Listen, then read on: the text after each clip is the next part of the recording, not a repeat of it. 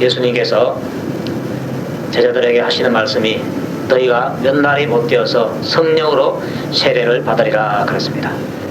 그 말씀 그대로 이제 오순절날 성령을 받게 되는데 성령이 충만하게 그들에게 임했다고 증언하고 있습니다. 이렇게 성령이 임했을 때에 나타나는 현상 가운데 하나가 성령이 말하게 하심을 따라서 다 방언으로 말을 하게 되었다 그랬습니다. 자기들이 말한 것이 아니라 성령이 말하게 하심을 따라서 방언으로 말하게 되었다 그랬습니다. 이스라엘 나라 말이 나온 것이 아니라 그 위에 모여있는 여러 나라 사람들의 말이 제자들의 입에서부터 나오게 된 것입니다. 자, 그렇게 되니까 사람들이 깜짝 놀랐습니다. 이 어찌된 일이냐, 이게 어찌된 일이냐, 저 사람들 갈릴리 사람이고 우리나라 이 외국어를 알지 못하는 사람인 것 같은데 저들이 우리가 알아들을 수 있는 우리나라 말로 말을 하니까, 하나님의 큰 일을 말하니까 이게 도대체 어떻게 된 일이냐 궁금해했습니다. 놀랍고 궁금해했습니다. 그 가운데 어떤 사람들은 저 사람들 술 먹고 안 그러나 하면서 조롱하는 자도 있었습니다. 의욕하고 놀라고 조롱하는 그런 사람들에 대해서 베드로가 나서서 말합니다. 내 말 한번 들어봐라. 술 취한 것이 아니다. 이 현상은 구약 성경에 있는 그 요엘 선지자의 예언대로 하나님의 영을 받아서 그렇게 된 것이다. 이렇게 말씀하고 있습니다. 그 하나님의 영이 바로 우리에게 익숙한 성령입니다. 다시 합시다. 하나님의 영이 성령님이시다. 성령 받아서 지금 성령이 말하게 하심을 따라서 너희들에게 알아들을 수 있는 말을 지금 하고 있는 것이다. 그렇게 말하는 것입니다. 우리가 여기서 할 것은 이 성령의 역사는 딱 한 가지로 나타나는 것이 아니라 아주 다양하게 나타나는 것을 여러분들이 아셔야 됩니다. 성령님께서 우리에게 오셔서 은사 주실 때도 마찬가지입니다. 은사 줘도 똑같은 것을 주는 것이 아니라 사람마다 다르게 주십니다. 어떤 사람에게는 예언, 어떤 사람에게는 병고침, 능력 행함, 영분별함, 지혜 말씀, 지식의 말씀, 구제 다스림, 이런 것 여러 가지 은사들이 나타나게 되고요. 또 성령님께서 열매를 또 맺게 해주시는데도 이 열매도 9가지 열매가 있다고 말씀하고 있습니다. 사랑과 희락과 화평, 오래 참는 자비, 양선, 온유, 충성, 온유, 절제, 이런 열매를 맺게 하는 것입니다. 때로는 성령이 임해서 은사가 나타나기도 하고 또 성령이 임해서 열매가 나타나기도 하고 이러한 현상들이 일어나는 것입니다. 그리고 공통적인 것이 있는데 모든 것을 통해서 우리 성령님께서는 우리 안에 오셔서 우리를 진리 가운데로 인도하신다는 사실입니다. 여러분들, 성령님께서 여러분들을 진리 가운데로 인도해 주시기를 바랍니다. 내가 이 세상을 살아오면서 여러 가지 말을 듣고 여러 가지 경험을 했는데 이 모든 것이 내 머릿속에 있습니다. 그런데 여기에 있는 머릿속에 들어있는 것 가운데서는 진리가 아닌 것들이 너무나 많이 들어있습니다. 진리가 아닌 것들이 너무나 많이 들어있습니다. 그래서 성령님께서는 그것을 아시기 때문에 우리를 진리 가운데로 인도해 주시는 것입니다. 어떤 사람은 지옥에 어디 있냐, 그 사람은 그런 말 들었어요. 자기가 경험해봐도 지옥이 없는 것 같으니까 그런 말 하는데 성령님께서 오시면 왜 지옥이 없느냐, 지옥이 있다는 것을 깨닫게 하십니다. 천국이 어디 있냐, 성령님께서 오시면 천국을 깨닫게 해주시는 것입니다. 예수를 사람들이 잘 몰라요. 어떤 사람은 훌륭한 사람이다. 왜? 세계 3대 성인 가운데 하나라고 배웠기 때문에 훌륭한 사람이라 그렇게 합니다.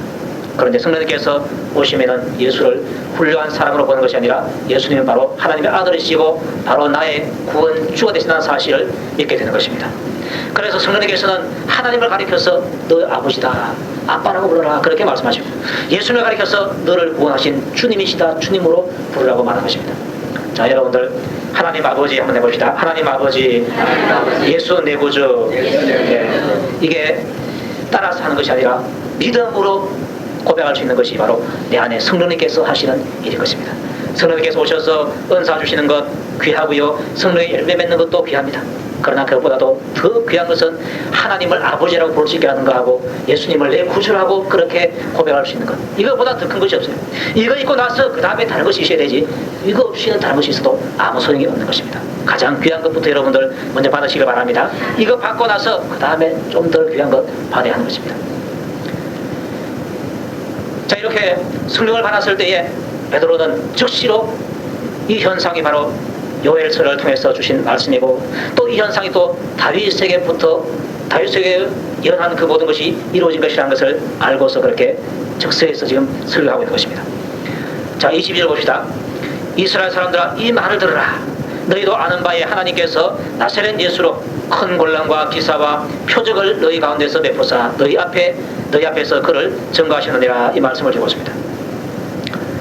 이스라엘아, 이 말을 들으라 그랬습니다. 이 말은 지금 베드로가 예수님에 대해서 증거하는 말인데 그게 베드로의 소리가 아니고 성령님의 소리인 줄 믿으시기 바랍니다. 자, 그 말 속에서 지금 하나님께서 베드로에게 깨닫게 하신 그 말씀이 나가는 것입니다. 예수님이 어떤 분인가를 지금 설명하고 있는데 예수님께서 어떤 분인가 보는 사람에 따라서 전혀 달랐습니다. 그 당시에 있었던 대제사장들, 바리새인들 이런 사람들이 종교의 권세를 가지고 있었습니다. 이런 사람이 볼 때에 예수를 어떻게 봤는가? 예수는 죽어야 할 사람이다. 그것도 보통 죽어야 하는 것이 아니고 십자가에 못 박혀서 죽어야 할 사람이다. 이렇게 본 것입니다. 얼마나 참 안타깝습니까? 성경을 가지고 있고요. 제사를 하나님의 이름으로 드리는 그런 사람들인데 백성을 친구로 인도해야 할 사람들인데 이 사람들이 예수를 알아보지를 못했던 것입니다. 교회 내에서도요. 권세보다 더 중요한 것이 여러분들 하나님을 사랑하는 것인 줄 믿으시기 바랍니다. 교회에서 권세 잡으려고 하지 마십시오. 여기에 권세 잡은 사람들 보십시오. 예수를 몰라봤습니다. 노회에서도요, 또 총회에서도요, 또 기독교회에 내려오면서 권세 잡은 사람 치고요, 제대로 하나님을 잘 섬긴 사람이 없습니다. 왜 천주교가 내려오다가 타락했지 아십니까? 교황에게 권세가 있었어요. 권세 잡으니까 이 권세 때문에 하나님이 안 보인 거예요. 이 권세 때문에 예수님이 안 보인 거예요. 얼마나 참 그네들을 불리한지 모릅니다. 차라리 흔히 말하는 민초들, 성도들, 그런 사람이 참 복되거든요. 그 당시에 병들고 또 상처받고 눌린 자들, 그들이 예수를 바라봤을 때 예수님을 내 구주라, 하나님의 아들로 믿을 수 있게 되고, 바리새인들 향해서는 예수님께서 너희들은 지옥으로 간다 그랬습니다. 얼마나 참 무서운 말입니까? 오히려 군병들, 창기들, 문둥병자들, 이네들이 더 너희보다 더 크다는 것을 말씀하시는 것입니다. 자, 이 종교 지도자들이 볼 때에 예수를 죽으려 할 사람으로 봤습니다. 그런데 제자들이 볼 때는, 특히 베드로는 주는 그리스도시고 살아계신 하나님의 아들이십니다. 이렇게 본 것입니다. 누구의 말이 옳은가? 오늘날 우리는 베드로의 말이 옳잖아요.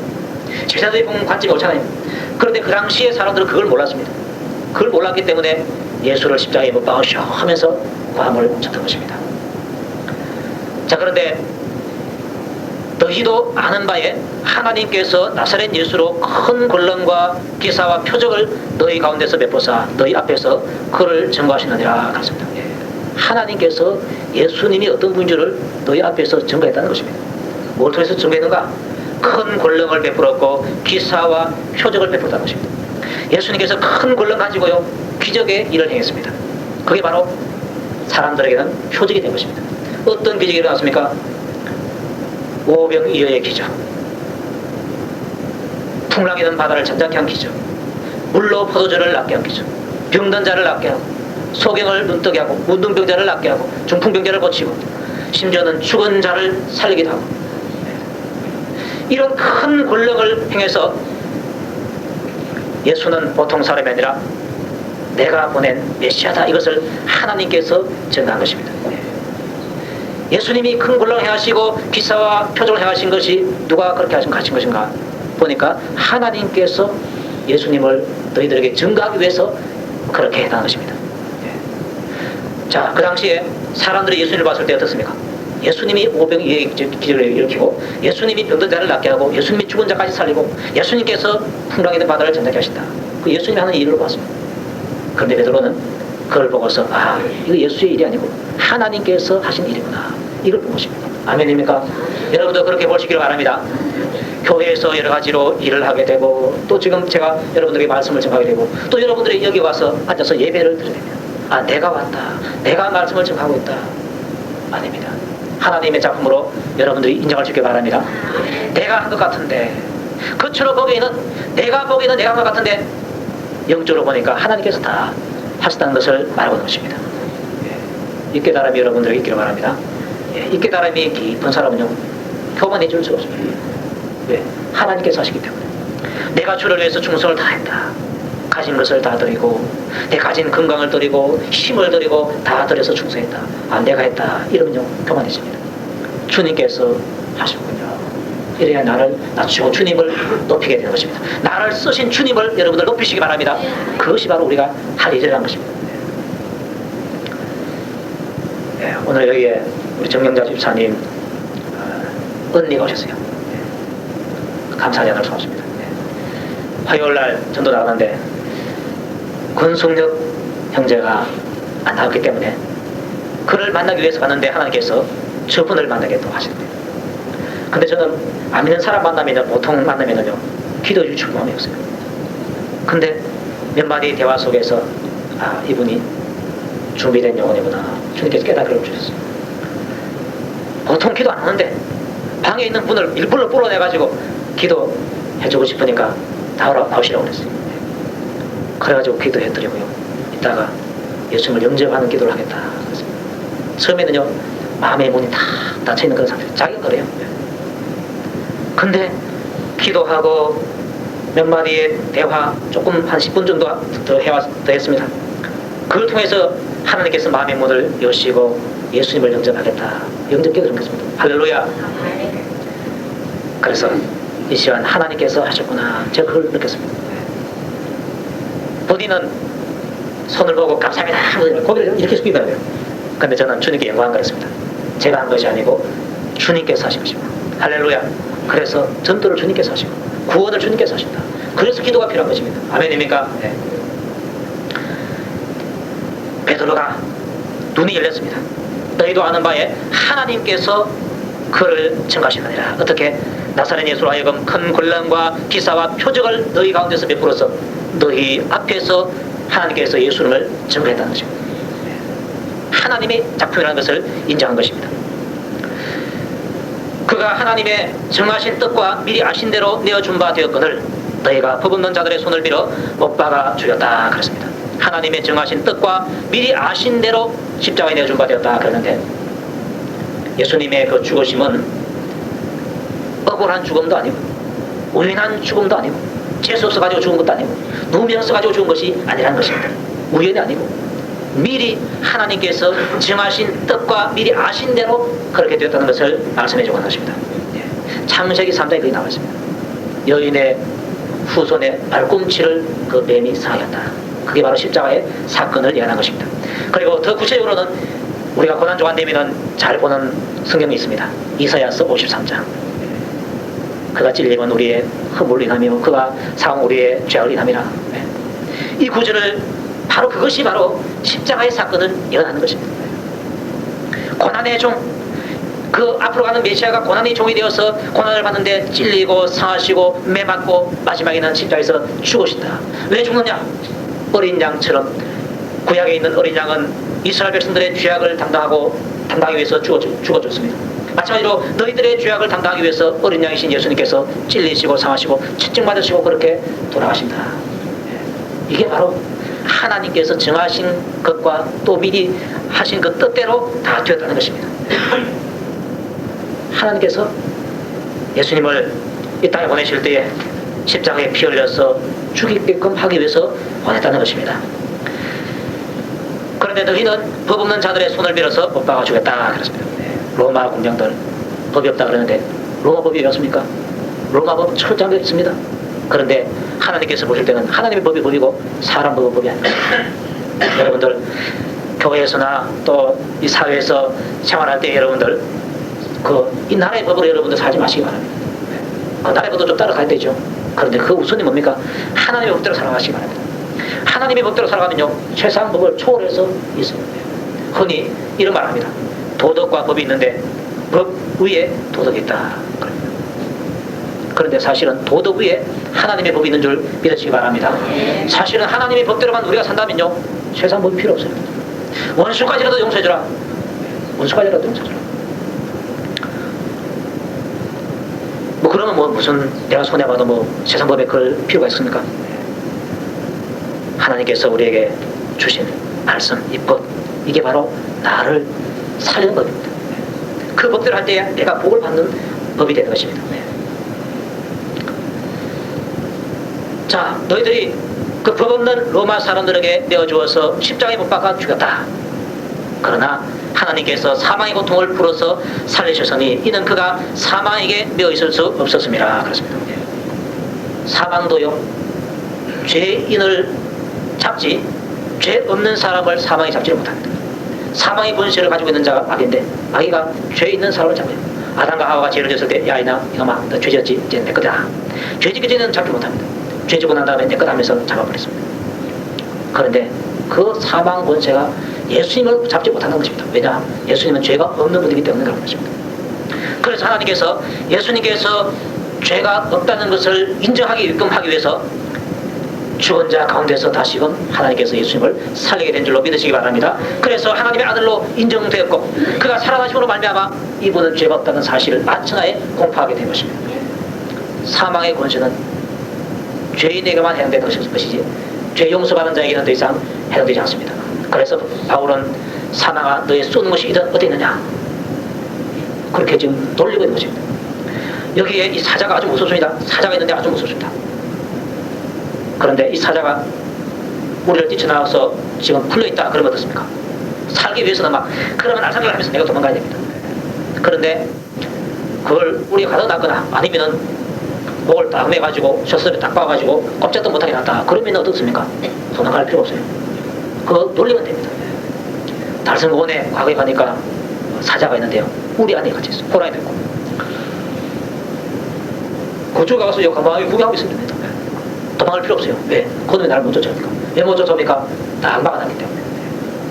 이 사망의 권세가 사자처럼 강한 것인데 하나님께서 죄인들에게는 풀어놨는데 의인에게는 그것을 딱 깔아놨습니다. 그래서 우리는 사망을 향해서 조롱할 수 있는 것입니다. 사망아 너의 쏘는 것이 어디 있느냐? 너의 정죄하는 것이 어디 있느냐 하면서가 마음대로 놀려도 괜찮다는 것입니다. 왜? 우리는 부활의 복을 이미 닦고 있기 때문에 그렇다는 것입니다. 네. 그래서 하나님께서 이 사망의 고통을 풀어서 살리셨다. 왜? 그는 사망에 매여서 있을 수 없다는 것입니다. 일시적으로 우리의 죄를 지시고 십자가에서 죽어주셨지만은 또 무덤에 내려가셨지만은 그러나 그분은 의인이기 때문에 그 사망 권세 아래 있는 분이 아니다는 겁니다. 그래서 하나님께서 다시금 그 사망의 권세를 풀어가지고 살리게 됐다는 것입니다. 그래서 이 예수가 나사렛 예수가 바로 나의 아들이다. 하나님 아들로 인정이 됐다고 그렇게 말씀하고 있는 것입니다. 아멘입니까? 자, 이런 사건이 구약성경에 이미 예언되어져 있다 그렇게 말합니다. 구약성경이라고 했을 때 우리는 들어도 뭐 잘 모릅니다. 그런데 지금 베드로로부터 이 설교를 듣고 있는 사람들은 다윗의 시편의 이야기를 들으면 그거 내가 암송하고 있는 것인데 내가 많이 들었던 것인데 이렇게 나온 겁니다. 그래서 그 구약성경을 통해서 저들에게 하나님 말씀을 지금 깨우쳐주고 있는 것입니다. 다윗 시를 통해서 하나님께서 말씀하셨던 것입니다. 다윗이 저를 가리켜 가로되 내가 항상 내 앞에 계신 주를 배웠으며 나로 요동치 않게 하기 위하여 그가 내 우편에 계시도다 그렇습니다. 지금 나사렛 예수 하나님께서 다시 살리신 이 나사렛 예수가 어떤 분인가? 다윗이 구약시대 때에 예수님을 봤다는 것입니다. 신령한 은혜의 청 가운데서 보호자 우편에 계신 예수님을 바라봤다는 것입니다. 그래서 다윗이 그 예수님을 가리켜서 이렇게 말했습니다. 내가 항상 내 앞에 계신 주를 배웠으며 나로 요동치 않게 하기 위하여 그가 내 우편에 계시도다 그랬습니다. 하나님 보호자 우편에 계시는 그분을 다윗은 저분은 바로 항상 내 앞에 계신 주님이시다. 그분 주님이 바로 여러분 앞에도 늘 계십니다. 그분의 영은 내 안에 내 마음 안에 와 계시고요. 예수 믿는 사람이 마음 안에 와 계시고요. 그분이 항상 내 앞에서 계신다. 그런데 계셔서 뭘 하는가? 보니까 나로 요동치 않게 하기 위하여 그가 내 우편에 계시도다 그랬습니다. 여러분들 요동치 않게 하고 나를 도와주시려고 오신 예수님을 여러분들 붙드시기 바랍니다. 절대 놓치지 마시기 바랍니다. 그리고 그분을 마음껏 일하게 하시기 바랍니다. 여기에 나를 심부름하기 위해서 만약에 어떤 빚을 채줬답시다. 그러면 어떻습니까? 그 빚을 앉혀놓고 내가 할게 하면은요 빚을 노리는 겁니다. 내가 할 일도 내가 꼭 해야 할 일을 내가 해야 되지만은 지켜서 될 일이 있습니다. 그것은 빚세게 시키는 겁니다. 왜? 이 사람은 나를 돕기 위해서 원자이기 때문에. 예수님께서는 우리의 주님이신데요. 주님임에도 불구하고 나를 돕기 위해서 왔다는 겁니다. 감사하게도 나를 섬기기 위해서 왔다는 것입니다. 죽기까지 내가 너를 섬겨주겠다 그렇습니다. 아멘입니까? 그래서 우리는 예수님을 하여금 일을 하도록 해야 됩니다. 내가 일하는 것이 아니라. 그러기 위해서 뭐 합니까? 기도하는 것입니다. 기도는 바로 우리 하나님을 일하시게 하는 것이고요, 우리 주님을 일하시게 하는 것이고요, 내가 급할 때, 내가 혼란 당할 때 주여 나를 구해주시옵소서. 아이가 어머니에게 도움을 요청하는 것처럼, 배고프면 아이가 울면은 어머니에게 도움을 요청하는 거 아닙니까? 그게 기도입니다. 다른 친구가 자기를 위협하고 있다, 엄마 하면서 쫓아오면은 그게 바로 기도입니다. 엄마가 듣고 나와서 엄마가 일을 다 처리해버리고 마는 것입니다. 이놈 저쪽에 된다 하면서 무릎 뜨고 나오면요, 여자로는 약하지만 엄마는 얼마나 강한지 모릅니다. 자기 아들이요 차에 걸렸어요.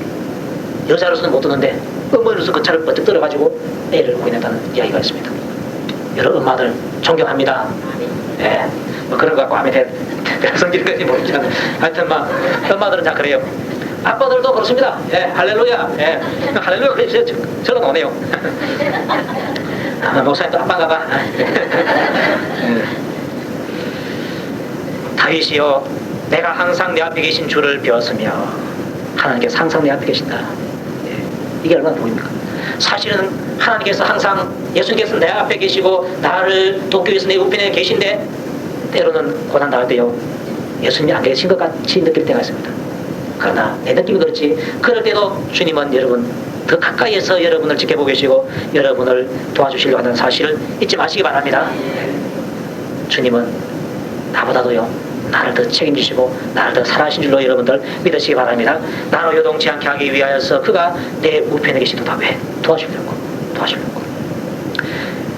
이러므로 내 마음이 기뻐하였고 내 입술도 즐거워하였으며 내 육체는 희망에 가리니 그랬습니다. 네. 전능하신 예수님께서 내 옆에 계셔서 나를 돕는 자로 계시니까 내 마음이 얼마나 기쁜가. 나는 내일 일도 알지 못해요. 모레 일도 알지 못하고요, 내년 일도 알지 못하고요, 무슨 사고를 만날지 모릅니다. 또한 다윗 같은 경우에는 언제 적들이 시도올지 모르는 것입니다. 언제 또 자기 그 왕위를 노리고 반역할 수도 있는지도 모릅니다. 그런 위험한 상황 속에서 주님께서 든든하게 딱 서서서 내가 너를 도와주겠다 하니까 다윗이 마음이 기쁜 겁니다. 여러분에게도 이런 기쁨이 있기를 축복합니다. 그리고 내 입술도 즐거워하니까 이게 무슨 말입니까? 마음에 기쁘니까 찬송이 막 나오더라는 것입니다. 은혜 받으면요 찬송이 나올 겁니다. 그렇죠? 네. 여러분도 마음이 기뻐서 여러분의 입술로 늘 찬송이 나오시기 바랍니다. 그 찬송을 주님께서 새 노래로 받으시게 될 것입니다. 그리고 육체는 희망이 간다. 왜? 살아날 수 있으니까. 왜 그런가? 이는 내 영혼을 음부에 버리지 아니하시며 주의 거룩한 자로 썩음을 당치 않게 하실 것이로다. 그렇습니다. 유대인들이요 이 구절 다 봤어요. 내 영혼을 음부에 버리지 아니하시며 그 다음에 주의 거룩한 자로 썩음을 당치 않게 하실 것이로다 했습니다. 이 주의 거룩한 자가 바로 예수님이신데 그 예수님이 썩음을 당치 않도록 하신다. 이 말이 무슨 말인지 몰랐습니다. 나중에 알고 보니까 이게 바로 부활을 예언한 것이라는 겁니다. 그래서 예수님께서 죽은 지 사흘 만에 다시금 살아나셨다. 왜 살아나셨는가? 바로 시편 있지 않느냐. 주의 거룩한 자 예수님을 하여금 썩음을 당치 않게 하시는 것입니다.